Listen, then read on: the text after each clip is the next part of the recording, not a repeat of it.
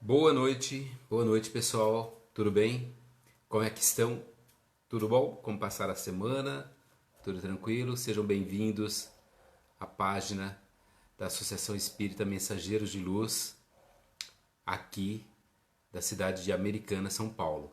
Sejam bem-vindos, então comecem já a deixar seu boa noite, comecem a deixar o seu de onde vocês são. Patrícia, oi Marcos, meu irmão querido que está sempre aí acompanhando, seja bem-vindo. Para quem não me conhece, o pessoal, aqueles que não me conhecem, né, eu sou o Ed Martino, sou trabalhador da Casa Espírita Mensageiros de Luz. Todo domingo estou aqui com vocês para a gente conversar um pouquinho, ter um bate-papo virtual nessa nossa sala de palestras, dessas lives. Então, sejam sempre bem-vindos à nossa página da Associação Espírita Mensageiro de Luz. Para quem não sabe, todas as noites, todas as terças e quintas, também tem a transmissão das palestras que acontecem na casa da Associação Espírita Mensageiro de Luz. Então, sejam bem-vindos. Nós estamos sempre também aqui todo domingo, sempre trazendo algum tema ligado à psicanálise e diretamente ligado, óbvio, ao espiritismo, certo? Então sejam bem-vindos, pessoal chegando. Oi Clarice, lá de Portugal. Oi a Cláudia de Belém. Jairton de Caxias do Sul. Lúcia, oi Sandra. Olá, tudo bem Tiane, tudo bem? Como vai? Silvia tá entrando. Eliana Alves, tudo bem Eliana? A gente vai orar, certo? São Paulo, a Rosângela, a Lucilene, lá de Barreirinhas, da Bahia. Eugênia de Portugal, seja bem-vinda Eugênia. Paulo, tudo bem Paulo? A Elba, Goiânia, Juliana, tudo bem Juliana? Rio de Janeiro, a Penha. Oi Geraldo. Vamos lá, nós estaremos em orações por você, minha querida irmã. Itambé, no Paraná, Recife, Taiúva.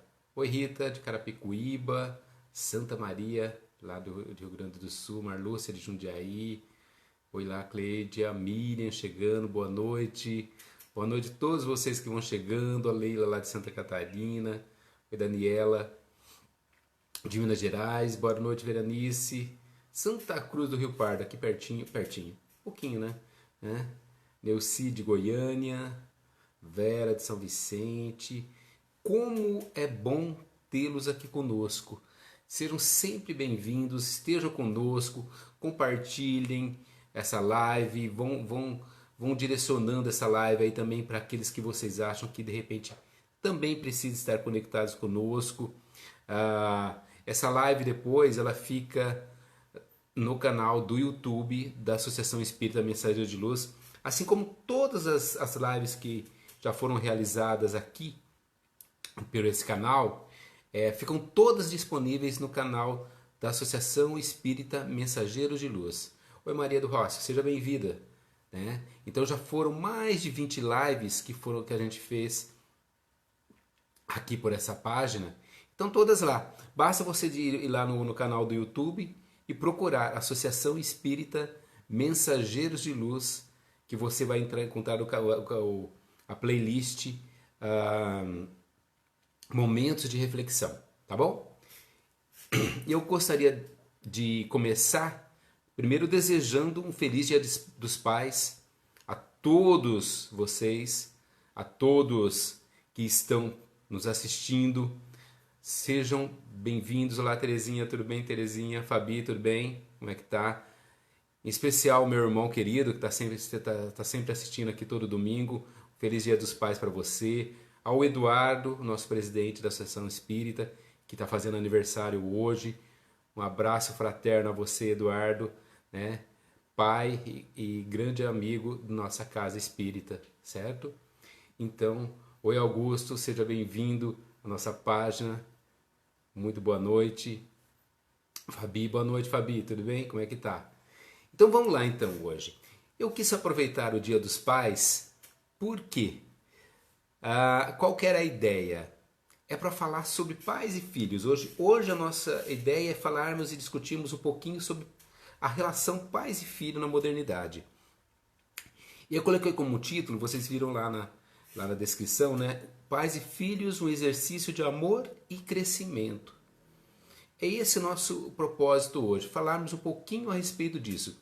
Quando eu falo pais, eu não estou querendo dizer exclusivamente os pais, como o Dia dos Pais hoje. Sim, os pais enquanto pai e mãe. Afinal de contas, é uma relação de cumplicidade na criação dos filhos que deve existir. Então, o caminho é esse. Então, é direcionado aos pais, não exclusivamente aos homens pais, certo? Então, vamos lá?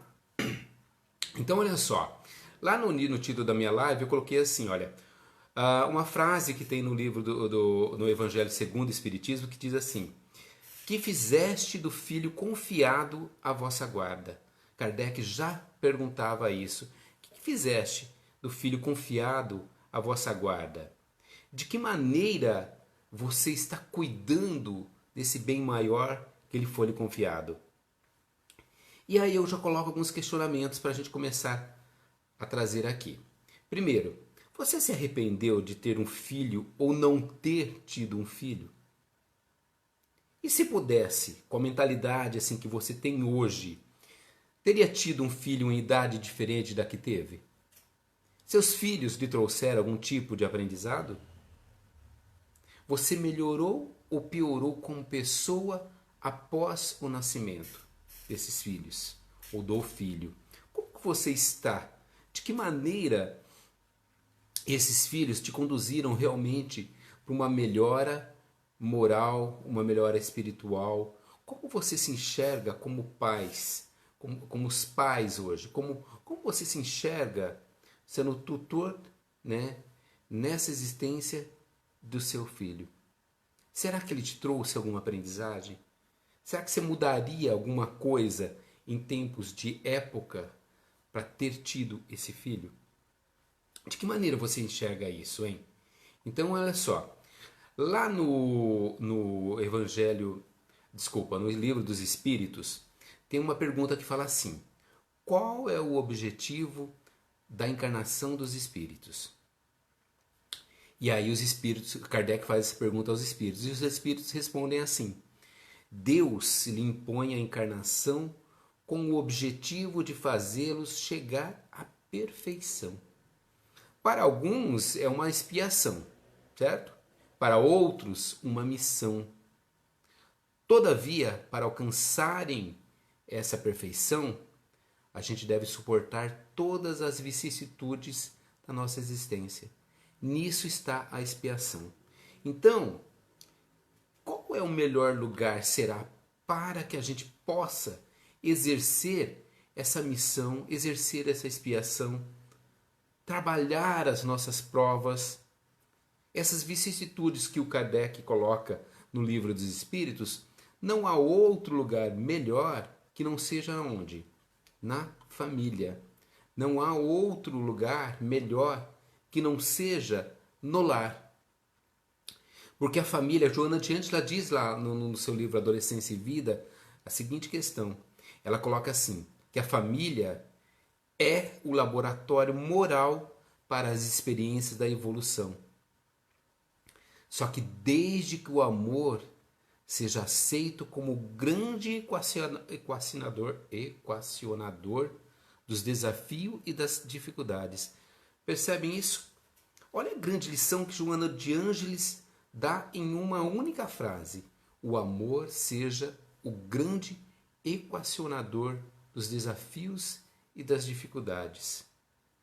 Então, a família é o grande lar para que nós possamos desenvolver, o grande laboratório moral para que a gente possa desenvolver e aprimorar a nossa evolução. O nosso caminho, ele começa justamente no lar da qual nós viemos, do lar do qual a gente estamos inseridos, do lar da qual nós somos filhos, do lar da qual a gente passa a se tornar pais também. Então é nesse lar, nessa constituição de seio familiar, que é onde estão os nossos maiores desafios. É lá que a gente vai se encontrar e permanecer durante toda uma existência para aprimorar, às vezes, um exemplo simples, aprender a conviver com aquele que foi em outra, de repente, uma outra existência, o meu pai, o meu irmão ou a minha mãe. Aprender a lidar com aquilo que ainda me incomoda, com aquilo que eu preciso realmente ressignificar e aprender. Hoje, se a gente tiver um olhar, quem tem mais de 40, né, vamos dizer assim, vamos nessa faixa aí daí para frente, 40, 50, dependendo, né? Hoje, se a gente tem um olhar para a infância, a gente vê que a infância atual ela é muito voltada para o ambiente doméstico, ou seja, para a escola e às vezes muito permeado pelo consumo. Ou seja, a gente tem uma lógica, quando a gente vai beber nas nossas fontes da nossa infância, a gente percebe que a nossa infância estava ligada muito com o externo. E hoje é muito ligado com o interno. Quando eu falo interno, eu estou falando de bens materiais, estou falando de casa mesmo, certo? A nossa infância era um brincar, era um curtir ali aquele momento com outros amigos, com um desprendimento muito às vezes, de posses. E hoje, a nossa infância está sendo uma infância muito permeada pelo consumo, por ficar muito nesse ambiente doméstico, certo? E nesse sentido, o que acontece? Quando a criança fica muito presa, ela vai tendo muito mais conhecimentos e experiências que não estão restritos somente no âmbito da família ou da escola, por exemplo. Por quê? Porque a mídia, ela vai trazendo essas interações com a mídia, elas foram trazendo muito mais informações que nós que gerávamos, que eram gerados na nossa época, na nossa infância. Então, essa criança, ela vai chegando para nós com muito mais informações. Eu estou falando isso como professor também, como alguém que sabe, que lidou com esse aluno, de perceber que essa geração vai chegando para nós com muito mais informações das quais a gente tinha. Eu estou fazendo uma introdução aqui, daqui a pouco a gente chega no ponto lá que eu quero dizer. Então, o desenvolvimento humano, ele é um processo assim, de crescimento e mudança física, de comportamento e cognitivo e, sobretudo, emocional por toda uma vida. A neuroplasticidade, ela trouxe isso hoje. Ela foi se dando conta que a gente, a personalidade, ela terminava ali na infância, começo da adolescência, mas hoje não. A gente vai mudando o nosso cérebro, a plasticidade cerebral, ela vai até chegar na vida adulta. Na vida adulta. O nosso cérebro ele vai mudando até o último dia de vida. Até o último dia de vida nós estamos mudando, certo? E aí, o que a gente espera daquele ser que está ali conosco, na sua tenridade? A gente fica esperando dele coisas que ele ainda não pode oferecer. Coisas que ainda eles estão em processo. Estão aprendendo ainda, né? Estão trabalhando ainda. Se nós, como adultos, estamos construindo a nossa aprendizado e de acordo com a neuroplasticidade isso vai até o resto da vida, você imagina uma criança que está chegando com 10 anos. Você imagina uma criança com 5, 6 anos, né? Às vezes eu ouço dentro da escola a frase referente a alunos de 10, 12 anos, falando assim, eles são muito imaturos. E realmente eles são imaturos. Eles estão em aprendizado ainda. Então cada criança, ele é um indivíduo. Ele é um espírito e vai atingir as novas fases de desenvolvimento mais cedo ou mais tarde, certo? Esse é o grande momento que eu quero colocar aqui, que é assim, é perceber a individualidade dessas crianças. E numa dessa, a gente vai criando um conflito de gerações que vai permeando, vai permeando, vai permeando. Esses conflitos de gerações ficam lá, primeiro no lar, depois vai para a escola, nos embates entre professor e aluno, né? E aí a gente se dá conta que a gente está criando o que eu poderia chamar de pais de nova era, pais de um novo tempo. Como que é isso, hein? O que será que são esses pais de uma nova era, pais de um novo tempo? Como você se qualificaria como pai nesse tempo na modernidade? Ou esses pais da nova era, esses pais de um novo tempo? Então, esses pais de uma nova era, eles vão ter que trabalhar com valorização da presença, porque a presença não vai ser tão efetiva como era antigamente, ou seja, valorizar a presença, negociação do diálogo, já que essa criança traz bastante informação, uso do limite, lidar com o desenvolvimento de uma autonomia que vem muito, muito rápida. Muito rápida hoje. Essa autonomia da qual a gente ia ser construída só lá na frente, ela é construída muito rápida. E, sobretudo, os valores pelos exemplos no cotidiano. De que maneira esses exemplos vão sendo construídos? Porque a gente vai pegar nesse conflito de gerações e vai falar assim, olha só, que há mais diferenças de que pontos em comum entre a visão de infância e de crianças e adultos do que existia antigamente. Talvez o ponto de convergência entre ambas, vamos dar um exemplo assim, é que, por exemplo, vamos pegar um exemplo, brincar. Isso pode ser um ponto de convergência. Já viram pais brincando? Naquele momento se entregando ao ato de brincar? Então, por quê? Brincar, eu peguei o exemplo do brincar, né? Brincar é uma importantíssima atividade que ajuda a criança a mediar o primeiro o quê? O encontro do seu mundo interno com o mundo externo. Vocês têm ideia da como a presença efetiva de pais ali se vocês falarem assim para mim, o que é que eu gostaria que deixasse hoje aqui para vocês, é assim, é compreender o estar com seu filho, compreender a plenitude de estar com seu filho. Então, eu vou brincar, se eu fizer essas perguntas para vocês assim, ó, quantos de nós, quantos de vocês brincam cotidianamente com os vossos filhos? Mesmo de repente, eu sei que agora muita gente aqui já tá lá, já passou tem filhos já mais adultos, tá? Mas quantos de vocês brincam plenamente? E quando eu falo brincar, é brincar mesmo, é estar pleno ali com ele naquele momento. É estar assim, de verdade com ele. Estar atento a cada movimento, estar ali sem desconectado, mesmo que seja momentaneamente, de celular, de redes sociais, de tudo aquilo que a modernidade foi trazendo ao longo dessa nossa existência. Então, estar pleno ali com seu filho. E o diálogo? Essa é uma pergunta muito comum que eu ouço, né, dentro da questão educacional como professor e ouço também como psicanalista.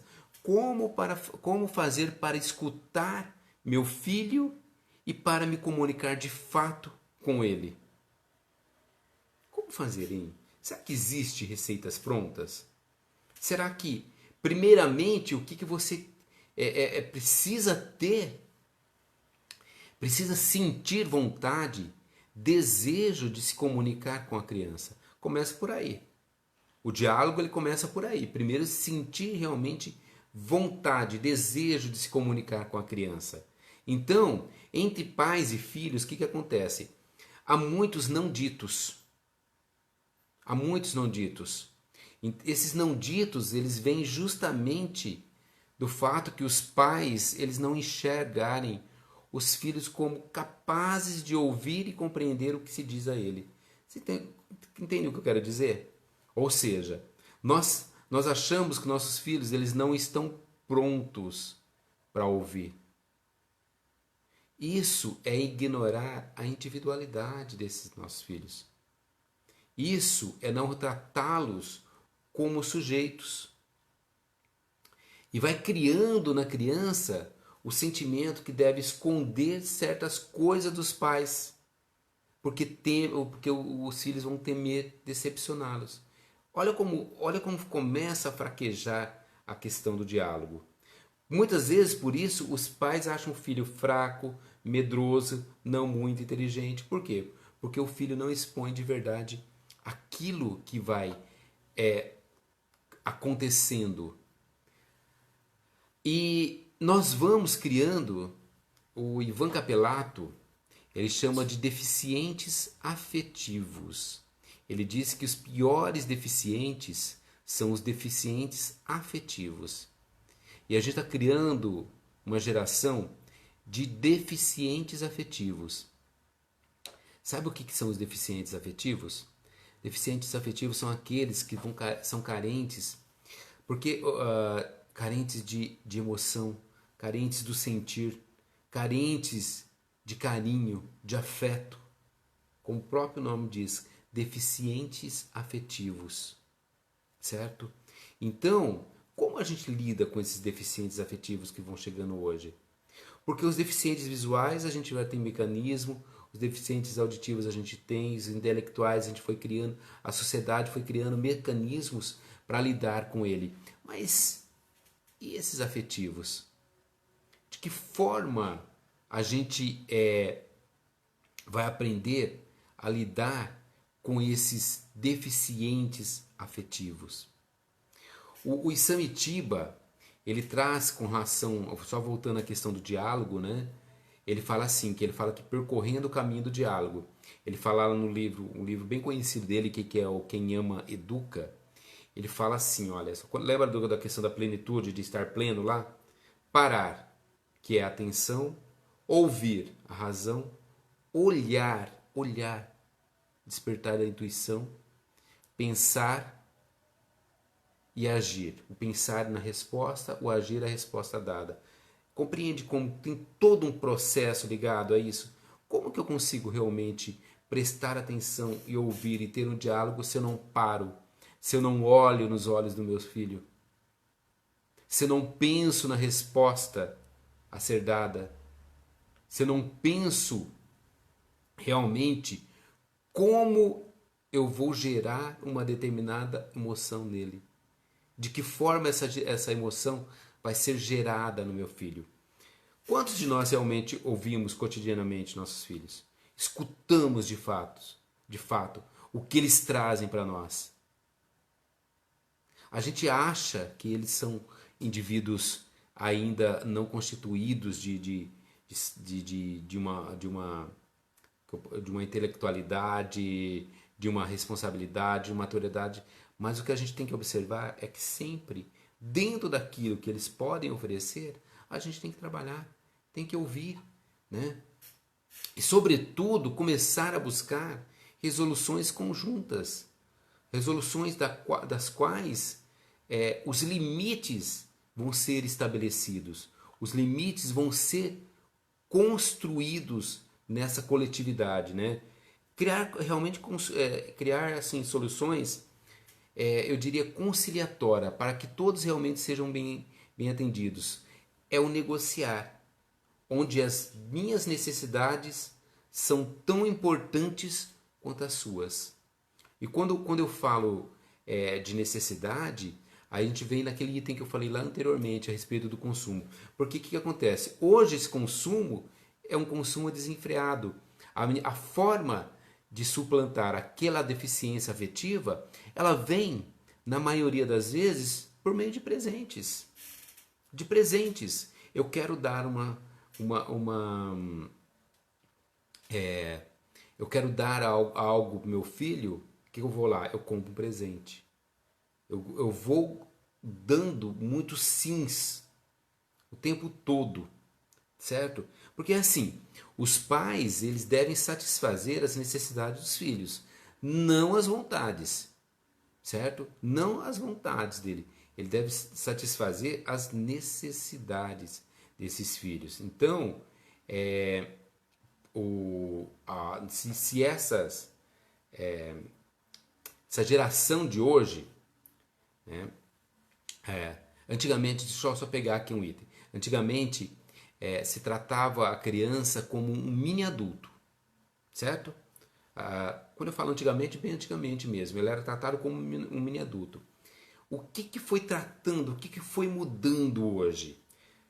Hoje a gente está tratando a criança como um rei do trono, certo? Como um rei do trono. Hoje é ele que manda na casa. É ele que manda na casa. O Isamitiba, ele falava que é assim, o Isamitiba não, desculpa, o Ivan Capelato, ele fala assim, desde cedo a gente já começa a chamá-los de príncipe e princesa. Ou seja, se desde pequeno eles são os meus príncipes e as minhas princesas, o que eles vão se tornar quando adultos? Eles vão se tornar o quê? Adultos não, né? Ali quanto criança ainda mesmo, certo? Eles vão se tornar o rei do trono mesmo. Eles vão tendo tudo aquilo que vão pedindo. Então, é atender às necessidades e não totalmente às vontades. Eu acredito que grande parte de vocês estão constituindo e aprendendo. Eu vejo ali o pessoal dizendo, olha, estou aprendendo muito com meu filho. Porque assim, impor limites, ao contrário do que muitos pensam, é fundamental para a saúde emocional das crianças. Não, assim, a ideia qual que é? É não viver para agradar o seu filho continuamente. Isso só irá prepará-lo para isso não vai prepará-lo para as adversidades da vida, muito pelo contrário, vai torná-lo inseguro. Eu vejo hoje nas palestras que eu dou uma insegurança ligada à não frustração. Os adolescentes, eles que vão ligados a esse satisfação completa das vontades, eles não sabem lidar quando chegam os nãos. Eles não sabem lidar com frustrações. Eles não sabem lidar quando eles têm algum tipo de decepção. Vocês entendem o que é a saúde emocional da qual eu me referi agora? Saúde emocional está ligado a aprender a lidar com frustrações. Tá ligado a aprender a lidar com os nãos. Com os nãos que a vida vai nos oferecendo.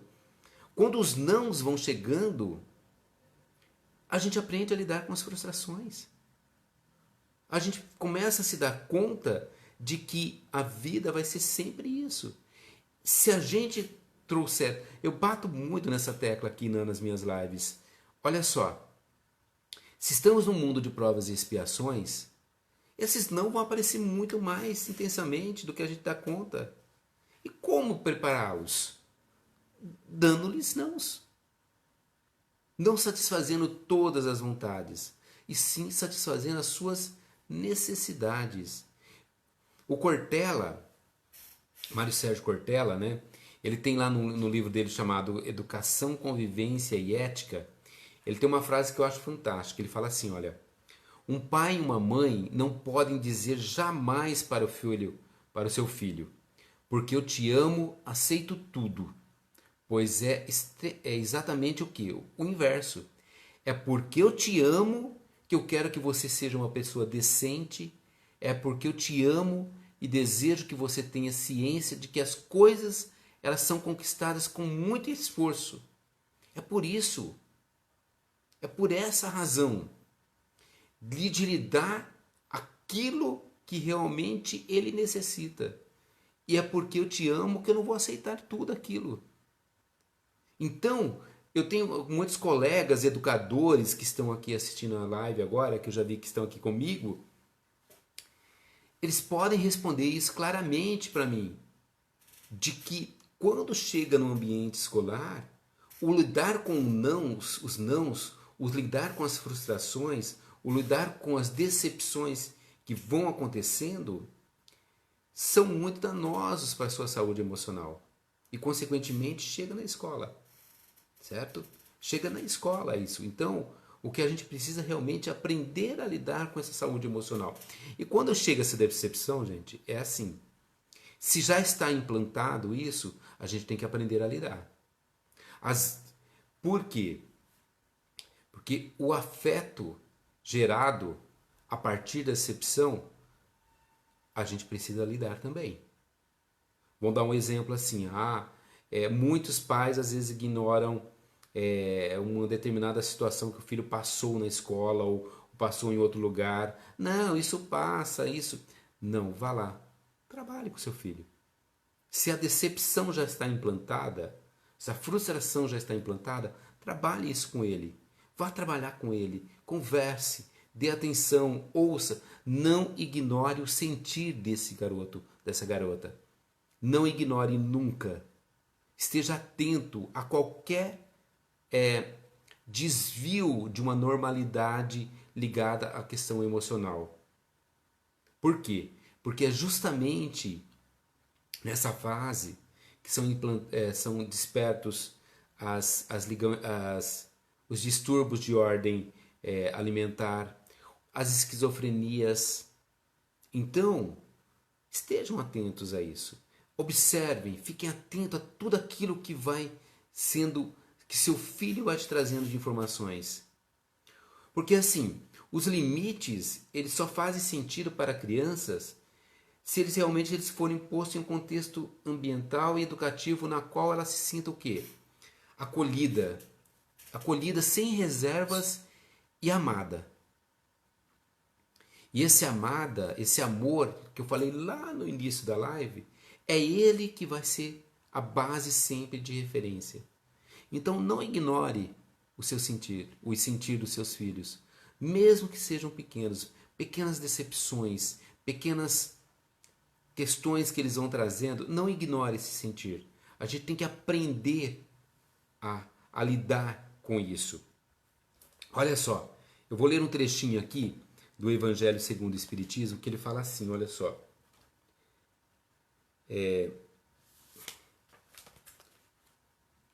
Quantos pais são infelizes com os seus filhos porque não combateram suas más tendências no princípio? Por fraqueza ou indiferença, deixaram de desenvolver neles os germes do orgulho, do egoísmo e a tola vaidade que secam o coração. Depois, mais tarde, recolhendo o que semearam, se espantam e se afligem pela sua falta de respeito e ingratidão. Vocês têm ideia disso? Kardec escreveu isso lá no século XIX. E a gente ainda está aprendendo a lidar. Ou seja, por que não combater as má tendências desde o princípio? Comece a observar. Comece a olhar de fato e dar os limites que eles precisam. Dar os limites das quais são necessários. Isso não é deixar de amar menos. Muito pelo contrário. Isso é uma base construída em um amor que vai ser solidificado por uma vida toda. Por uma vida toda. Porque a criança, ela precisa saber quais são os limites que ela tem de respeitar entre a vida dela e a do outro. E conhecer os valores baseados no quê? Na amizade, no amor, no respeito, na consideração do próximo. Um desenvolvimento pleno de empatia de verdade, empatia daquilo que realmente empatia é aquilo que realmente nós precisamos. A gente ouve falar muito no meio espírita das crianças índico, das crianças cristal. Gente, se as crianças índico, as crianças cristais não forem acolhidas no lar com essa plenitude da qual eu estou falando, elas vão se desviar das missões que elas vieram trabalhar. Então, de que forma você está dando a atenção e os limites que você realmente precisa dar para seus filhos, não é? Então, nunca é demais repetir para os seus filhos a importância dos bons valores. Nunca é demais repetir para os seus filhos a importância dos bons valores. Explicar como eles podem se tornar pessoas muito melhores. Muito melhores. Um exemplo, por exemplo, que eu dou é assim: por que na hora do Evangelho do Lar, chame seu filho? Crie o hábito nele. Porque são valores que a gente precisa ensinar todos os dias nossos filhos. Que tipo de valor que a nossa modernidade precisa? Fraternidade, humildade, perdão, perseverança, flexibilidade, tolerância. Vocês percebem o tanto de intolerância que a gente está vivendo cotidianamente? Então, são valores que a gente pode ensinar aos nossos filhos. Solidariedade, compaixão, alteridade. O que é alteridade? Alteridade é respeitar o princípio que o outro é diferente de nós. Olha a importância disso na modernidade. Quantos valores a gente precisa passar para os nossos filhos para que eles aprendam e cresçam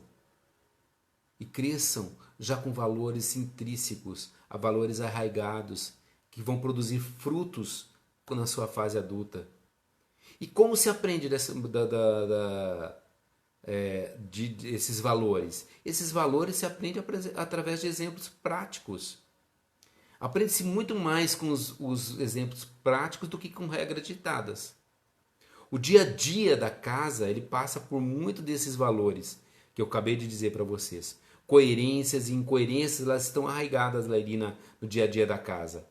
Então, você vê o filho prestando atenção às vezes numa mentira que você coloca. Ele vê você passando no sinal vermelho. Ele presta atenção que você estaciona numa vaga que era de idoso ou de deficiente. Olha isso, os exemplos que você vai dando. Parece que não, mas observem isso.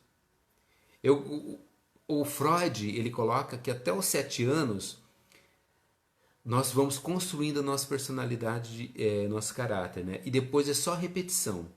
E quando eu trago esse exemplo aqui, eu trago assim para vocês, olha só. O que significa essa repetição? Deixa eu explicar bem rapidinho para vocês. Que é assim, pensem numa criança criada pelos pais e depois à tarde vai para a casa da avó. Já dei esse exemplo aqui uma vez. Até de manhã ele vai lá, ele segue as regras da casa, ele não pode comer doce antes do almoço, ele pode, né? Aí vai para a casa da avó. Chega na casa da avó, já começa a ficar liberado, ele já pode comer o doce a hora que ele quer.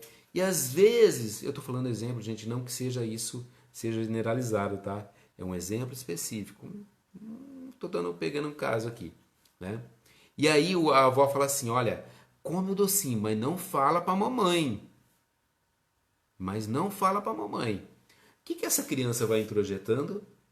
Que eu posso quebrar regras e que essas regras ainda são premiadas, né? Pelo docinho da vovó. E aí? Eu vou introjetando isso. Quando eu chego na fase adulta, quando Freud fala da repetição, eu não vou repetir pegando o docinho da vovó, mas eu vou repetir o quê? Aquilo que ficou gravado em mim. O descumprimento de regras e o ser premiado por essas regras. Eu posso descumprir essas regras. Vocês entendem como que é o processo? Ou seja, então quais são os valores e que tipo de exemplo realmente você está passando para os seus filhos? Pais saudáveis, eles são aqueles que veem a educação e os conflitos familiares assim como algo que requer sabedoria, dedicação e amor para lidar com tão complicada tarefa. Amor, olha, é isso essa tecla que eu estou repetindo, porque esse amor não vai gerar os deficientes afetivos da qual eu falei anteriormente. Então, os pais, eles devem realmente ficar atentos e reconhecer os seus conflitos, as divergências de lidar com seus filhos e até mesmo os seus gestos, pois educamos mesmo naquilo que não queremos. Os exemplos que eu falei, que nós educamos mesmo naquilo que não queremos. E às vezes esse educar não está condizente com aquilo que seu filho precisa. Então, observe aqueles não ditos que vão acontecendo em sua vida e observe como eles estão agindo. Quando eles vão se repetindo os seus gestos, aquilo que você vai criando, é porque você precisa realmente rever aquilo que você construiu, não é? Então, antes de conhecer seu filho, é preciso que cada pai ou mãe, que era isso que eu falei na palestra de hoje, não é só para os pais, não, certo? Apesar de ser o Dia dos Pais hoje, não é só para você pai, é para você pai, é para você mãe. Então, antes de conhecer seu filho, é preciso que vocês se reconheçam. É preciso ter um olhar para si, olhar para a sua prática, um olhar atento para as suas ações, para os seus pensamentos, para os seus desejos. Porque é lá que seu filho vai te reconhecer. É lá que ele vai realmente te ver de fato. Não é aquilo que você vai dizendo, impondo às vezes, mas é naquilo que você vai construindo como ações, como pensamento, com desejos, com a sua prática. É dessa forma. Porque olha só, os relacionamentos familiares saudáveis, eles não acontecem de forma mágica, gente. Eles não acontecem de forma mágica. É necessário respeito mútuo e muito amor. Reconhecer que as pessoas são únicas e diferentes. Quando a gente se der conta que as pessoas são únicas, inclusive o meu filho que está ali é um ser único e diferente de mim, mas que eu preciso de tratá-lo com respeito mútuo e muito amor sempre, certo? São essas diferenças que tornam tudo mais especial, que tornam as coisas muito mais especiais. Então, olhe, se observe, se veja nos seus exemplos, nas suas ações, naquilo que você faz e construa um mundo muito melhor para você e para os seus filhos. Certo? Era esse o meu recadinho de hoje. E eu queria fechar lendo outro trechinho do Evangelho segundo o Espiritismo. Certo? E esse trechinho diz assim, olha só. Ó espíritas, compreendei hoje o grande papel da humanidade. Compreendei que quando produzes um corpo, a alma que nele se encarna vem do espaço para progredir. Sabei vossos deveres e colocai todo o vosso amor em aproximar essa alma de Deus. É a missão que vos está confiada e da qual recebereis a recompensa, se cumprirdes fielmente. Vossos cuidados, a educação que lhe derdes, ajudarão seu aperfeiçoamento e seu bem-estar futuro. Pensai que cada pai e que cada mãe, Deus perguntará: que fizeste do filho confiado à vossa guarda? É a perguntinha que eu quero deixar para vocês aí responder durante a semana. Meus amigos, muito obrigado. Muito obrigado por estarem aqui comigo nessa noite do Dia dos Pais. Grato. Um feliz Dia dos Pais a todos vocês. Pensem na grande missão que Deus lhes confiou. Obrigado, meu irmão querido. Obrigado a todos que estão sempre aqui comigo nesse domingo à noite. Lembrando que as nossas lives estão lá disponíveis no canal do YouTube. Quer saber mais? Quer conhecer um pouquinho mais desses nossos bate-papos?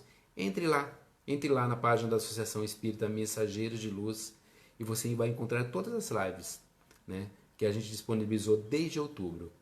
Um grande abraço, fiquem com Deus e que Jesus os abençoe abundantemente hoje e sempre.